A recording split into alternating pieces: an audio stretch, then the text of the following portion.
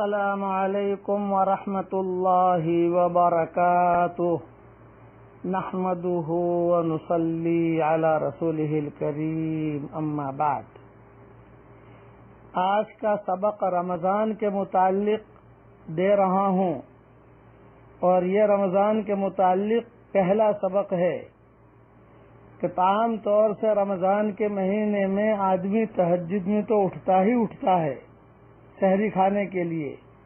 حدیث شریف میں آتا ہے کہ جو آدمی تہجد میں اٹھے اور یہ کلمات پڑھ لے، یہ کلمات دھیان سے سنیے: لا الہ الا اللہ وحدہ لا شریک لہ لہ الملک ولہ الحمد وہو علی کل شیء قدیر سبحان اللہ والحمد للہ ولا الہ الا اللہ واللہ اکبر ولا حول ولا قوت الا باللہ، اتنا پڑھنا ہے۔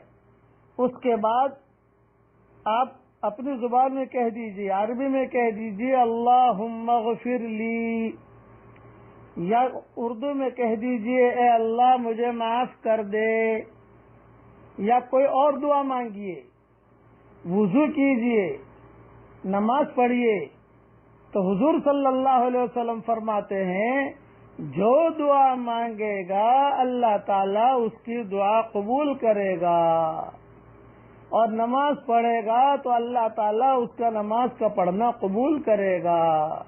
یہ حدیث بخاری شریف میں ہے۔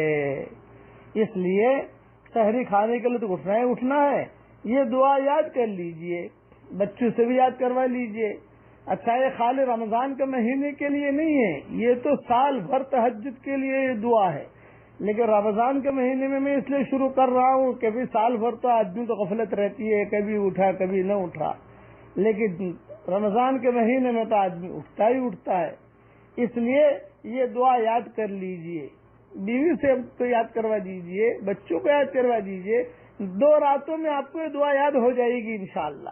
اللہ تعالیٰ تہجد پڑھنے کی ہمیں توفیق عطا فرمائے۔ اب روزانہ میں رمضان کے متعلق سبق دوں گا انشاءاللہ، اور ابتدا کر رہا ہوں تہجد سے۔ اللہ تعالیٰ ہم سب کو تہجد پڑھنے کی توفیق عطا فرمائے، ہمیں بھی اپنی دعاؤں میں یاد رکھنا اور پوری امت کو بھی اپنی دعاؤں میں یاد رکھنا۔ والسلام علیکم ورحمۃ اللہ وبرکاتہ، وآخر دعوانا ان الحمد للہ رب العالمین۔